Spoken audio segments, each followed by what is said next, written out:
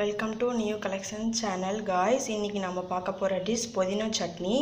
அதுக்கு என்னென்னு பார்க்கலாம் வாங்க. என்னென்னா புதினா இவ்வளோ எடுத்துக்கணும், அதில் பாதி வெங்காயம் எடுத்துக்கணும், பூண்டு இஞ்சி பாருங்கள், அப்புறம் புளி கொஞ்சம் எடுத்துக்கணும், அப்புறம் தக்காளி பழம் ஒரு தக்காளி பழம், வெங்காயம் எவ்வளோ எடுத்துருக்கிறோமோ அவ்வளோ தேங்காய் எடுத்துக்கணும். இதெல்லாம் வந்துட்டு எண்ணெயில் வதக்கிறது. இது நான் தனியாக ஒரு பிளேட்டில் வச்சுருக்கேன். நெக்ஸ்ட்டு பார்த்துட்டிங்கன்னா இது வந்துட்டு இதில் வறுக்கிறது. 4 மிளகாய், அரை டீஸ்பூன் மிளகு, 2 டீஸ்பூன் மல்லி, ஒரு 2 டீஸ்பூன் சீரகம், 2 டீஸ்பூன் கடலைப்பருப்பு, 1 டீஸ்பூன் உளுந்தம்பருப்பு, 2 டீஸ்பூன் பொட்டுக்கடலை. இதெல்லாம் வச்சு தான் ஃபஸ்ட்டு நம்ம செய்யணும். ஃபஸ்ட்டு இதை என்ன பண்ணணுன்னா இதை வந்துட்டு தனியாக வறுத்து எடுத்துக்கலாம். காய்ஸ் பேனல் சூடாயிருச்சு. ஸோ அதனால் நான் எல்லாத்தையும் வந்துட்டு ஒட்டுக்காக கொட்டிட்டேன். இப்படி தான் வறுக்கணும். சிம்மில் அடுப்பு வந்துட்டு சிம்மில் வச்சு நல்லா வறுக்கணும். எல்லாம் ஒன்றா போட்டுக்கன்னு நினைக்காதீங்க. இது வந்துட்டு சட்னிக்கு தானே, ஸோ அதனால் வந்துட்டு எந்த பிரச்சனையும் கிடையாது. ஒன்றாவே போட்டுக்கலாம். நல்லா ஓரளவுக்கு ப்ரௌன் கலரில் வர அளவுக்கு வறுக்கணும். மிளகாய் என்னென்னு பார்த்துக்கிட்டிங்களா? மிளகாய், கடலைப்பருப்பு, உளுந்தம்பருப்பு, சீரகம், மிளகு, பொட்டுக்கடலை, இது மட்டும்தான், வேறு எதுவும் கிடையாது. நீங்கள் வேறு எதுவும் யூஸ் பண்ணிடாதீங்க. வெந்தயம் அந்த மாதிரிலாம் போட்டுறாதீங்க. சட்னி வந்துட்டு கசப்பு எடுத்துக்கும். ஸோ இது மட்டும்தான் போடணும் வறுக்கிறதுக்கு, வேறு எதுவும் போடக்கூடாது.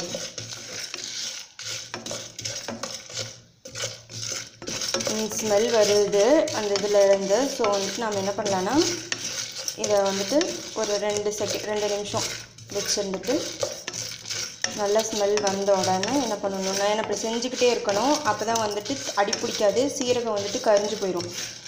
கரியக்கூடாது அப்படின்னா இப்படி செஞ்சுக்கிட்டே இருங்க. அப்போ தான் வந்துட்டு கரியாது.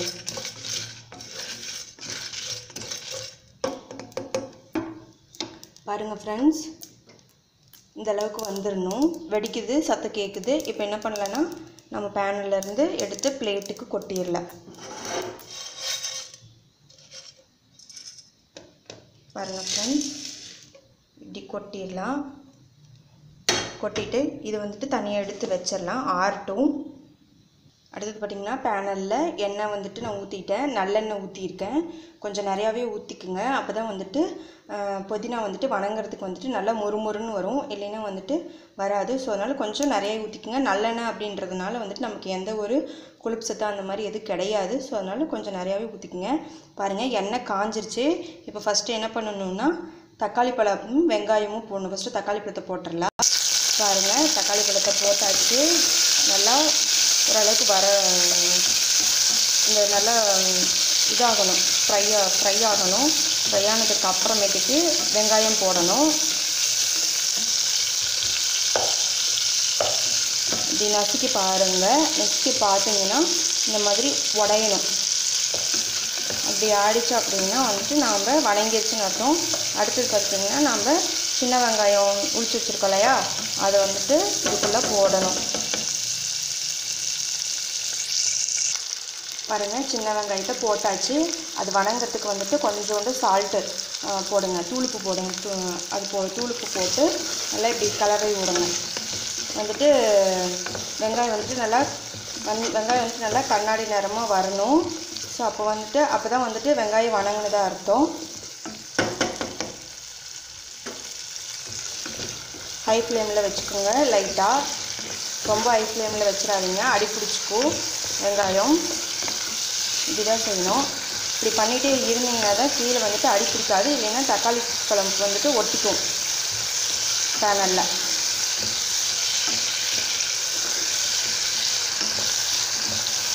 பாருங்கள் லைட்டாக அப்படியே நிறம் மாறுது வெங்காயம். இன்னும் கொஞ்சம் மாறினா அடுத்த இதை நம்ம வந்துட்டு ஆட் பண்ணிடலாம்.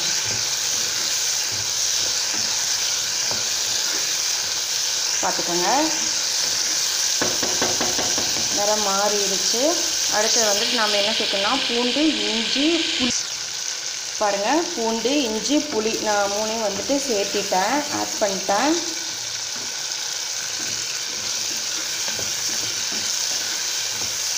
பூண்டு வந்துட்டு மேல் தோல் மட்டும் உரிச்சிக்கோங்க. 2வது தோல் வந்துட்டு உரிக்காதீங்க, அதில் வந்துட்டு ஸ்ட்ரென்த் இருக்குதுன்னு சொல்லுவாங்க. ஸோ அதனால் நான் வந்துட்டு மேல் தோல் மட்டும்தான் எடுத்திருக்கேன். லைட்டாக இருக்கும் அந்த தோல் வந்துட்டு நான் எடுக்கலை. நான் எப்பவும் சமைக்கும்போது இப்படி தான் சமைப்பேன். அதில் வந்துட்டு அந்த தோலில் வந்துட்டு ப்ரோட்டீன்ஸ் இருக்குது அப்படின்னு சொல்லிட்டு சொல்லுவாங்க. ஸோ வந்துட்டு நம்ம என்ன பண்ணுவோம்னா அதை நம்ம எடுத்து வச்சுருவோம் இந்த ரசத்துல எல்லாம் போடும்போது. ஆனால் வந்துட்டு நம்ம அந்த தோலோடு சேர்க்கும்போது அந்த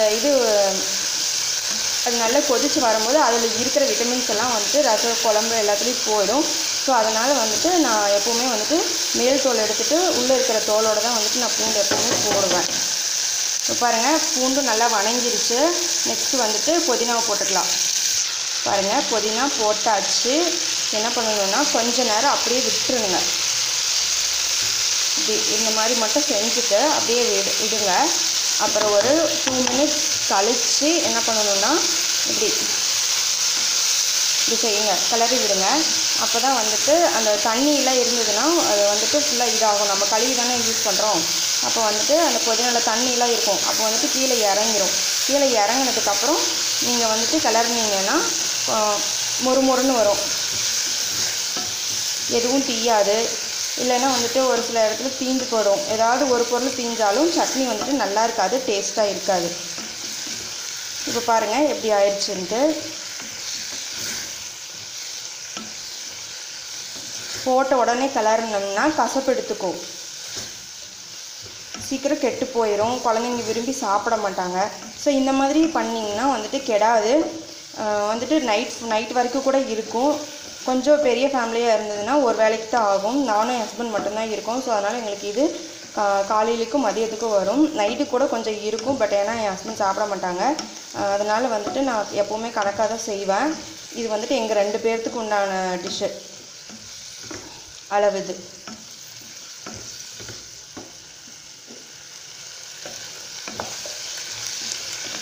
நல்லா வணக்கிக்குங்க. இது நல்லா வணக்கிட்டு பாருங்கள் நல்லா மொறுமொறுன்னு வந்துடும். எதுவுமே தீயாது. இப்படி பண்ணிகிட்டே இருந்தீங்கன்னா மட்டும்தான் தீயாது. இல்லைன்னா வந்துட்டு அடி பிடிச்சிக்கும். அடி பிடிச்சிருச்சுன்னா ஸ்மெல் வந்துடும். ஸோ அதனால் இப்படி செஞ்சுட்டே இருங்க. ஒரு 5 மினிட்ஸ்க்கு இப்படி செய்யுங்க. அப்போ தான் வந்துட்டு நல்லாயிருக்கும். பாருங்கள் இப்போ அடுத்தது நம்ம வந்துட்டு தேங்காயை சேர்த்திடலாம். தேங்காயை சேர்த்துறதுக்கு இதை இப்படி தள்ளி விட்டுருங்க.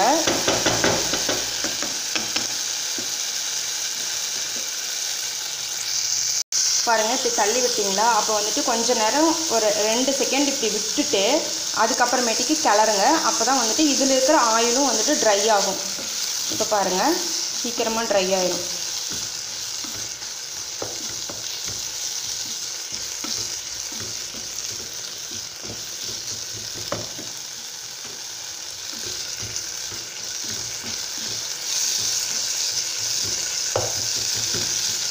ட்ரை ஆகிடுச்சு பாருங்கள். லைட்டாக உதிரியாக வந்துடும் தேங்காய். லைட்டாக ப்ரௌன் கலரில் மாதிரி மாறும்போது என்ன பண்ணணும்னா எல்லாத்தையும் ஒட்டுக்காக சேர்த்துக்கணும். எப்படி சேர்த்துக்கணும். ஸ்மெல்லு சூப்பராக இருக்குது. வணக்கி சாப்பிட்டோம்னா இன்னும் சூப்பராக இருக்கும். இப்போ நமக்கு இதை வந்துட்டு ஒரு 2 நிமிஷம் கூட தேவையில்ல, 1 மினிட் போதும். இப்படி செஞ்சுக்கிட்டே கிளறி விட்டுட்டே இருந்தீங்கன்னா எல்லாமே வந்துட்டு கலந்துரும்.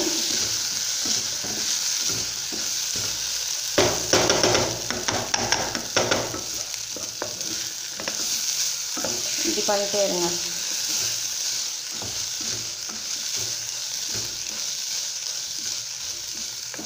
பாருங்கள் நல்லா வந்துருச்சு.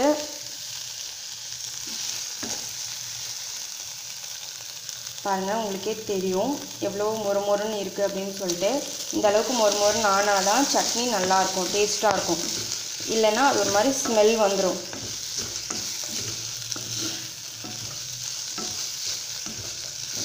நல்லா கிளறி விடுங்க.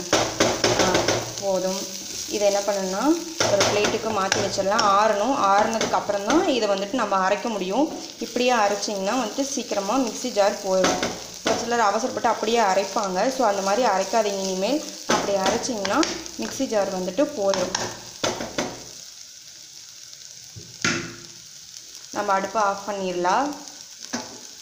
இதை நம்ம அரைச்சிட்டு வந்துடலாம் ஃப்ரெண்ட்ஸ். ஃப்ரெண்ட்ஸ் பிளேட்டுக்கு மாற்றியாச்சு பாருங்கள். இதில் வந்துட்டு நான் எனக்கு தேவையான அளவுக்கு உப்பு போடுறேன். போட்டாச்சு. இதை வந்துட்டு ஆறட்டும். ஆறுனதுக்கு அப்புறமேட்டுக்கு இதை நாம் அரைச்சிக்கலாம். ஃபஸ்ட்டு இந்த காஞ்ச வத்தல் நம்ம இருக்கு இல்லையா, ட்ரையாக வந்துட்டு வருது இல்லையா, ஃபஸ்ட்டு அதை தான் மிக்சியில் போடணும். ஃபஸ்ட்டு இதை ஒரு ஓட்டிட்டு அதுக்கப்புறமேட்டுக்கு தான் வந்துட்டு இதை உள்ளே போடணும். ரெண்டே ஒட்டுக்காக போட்டிங்கன்னா இது வந்துட்டு சீக்கிரமாக மையாது. அப்போ வந்துட்டு சட்னி வந்துட்டு பிறுபிறுன்னு இருக்கும், குழந்தைங்கள சாப்பிட மாட்டாங்க விரும்பி. ஸோ அதனால் ஃபஸ்ட்டு இதை அரைச்சிக்கலாம். பாருங்கள் ஃப்ரெண்ட்ஸ், இந்த மாதிரி ஃபஸ்ட்டு இதை அரைச்சிக்கணும் தண்ணி விட்டு. அதுக்கப்புறமேட்டுக்கு வந்துட்டு நம்ம தேங்காய், புதினா தலை, பூண்டு, இஞ்சி இதெல்லாம் வச்சுருந்தோம் இல்லையா, அதை வந்துட்டு இதுக்கப்புறமேட்டு தான் உள்ளே போகணும். இந்த அளவுக்கு அரை உளுந்ததுக்கு அப்புறம் தான் அதை எடுத்து உள்ளே போகணும். அப்போ தான் நல்லா அரைப்படும். பாருங்கள் ஃப்ரெண்ட்ஸ், இந்த அளவுக்கு அரைச்சிக்கணும். அரைச்சிட்டு இதை வந்துட்டு ஒரு பவுலுக்கோ இல்லை உங்கள் வீட்டில் நீங்கள் வந்துட்டு ஒரு கப்பு இந்த மாதிரி வச்சுருப்பீங்க, ஸோ எதுலாவது ஒன்றில் மாற்றிக்குங்க. நாம் மாற்றலாம். ஹாய் ஃப்ரெண்ட்ஸ், பாருங்கள் நான் வந்துட்டு ஒரு இதில் மாற்றிட்டேன். நான் ஒரு சிலர் வந்துட்டு இதை என்ன பண்ணுவாங்கன்னா அப்படியே சாதத்தில் போட்டு சாப்பிடுவாங்க. நான் என்ன பண்ணுவேன்னா மேக்ஸிமம் யாரும் தாளிக்க மாட்டாங்க, நான் தாளிப்பேன். கொஞ்சோண்டு எண்ணெய் ஊற்றி கடுகு போட்டு தாளித்து நான் இந்த சட்னியில் ஊற்றி அப்படியே கிளறி சாப்பிடுவோம். கரண்டியில் போட்டு கிளறி அப்புறமேட்டு தான் சாப்பிடுவோம். எங்களுக்கு அப்படி சாப்பிட்டா தான் பிடிக்கும். ஸோ அதனால் வாங்க பாருங்கள், பேனலில் வந்துட்டு எண்ணெய் ஊற்றிருக்கேன். எண்ணெய் வந்துட்டு காஞ்சிருச்சு. இப்போ வந்துட்டு கடுகு போட்டுக்கலாம். பாருங்கள், கடுகு பொரிய போகுது. எப்பவுமே வந்துட்டு கொஞ்சம் சூடானோடனே இப்படி எடுத்துருங்க. பாருங்கள் வெடிக்குது. இப்போ என்ன பண்ணணும் அப்படின்னா இப்படி ஊற்றிடுங்க. ஊற்றிக்கிட்டு கொஞ்ச நேரம் அப்படியே விட்டுருங்க. விட்டுட்டு இப்போ பாருங்கள், புதினா சட்னி ரெடி. நாம் சாப்பிட்லாம். இந்த வீடியோ உங்களுக்கு பிடிச்சிருக்குன்னு நம்புகிறேன். நீங்கள் செஞ்சு பாருங்கள். செஞ்சு பார்த்துட்டு சப்ஸ்கிரைப் பண்ணுங்கள், கமெண்ட் பண்ணுங்கள், ஷேர் பண்ணுங்கள் நியூ கலெக்ஷன் சேனலை.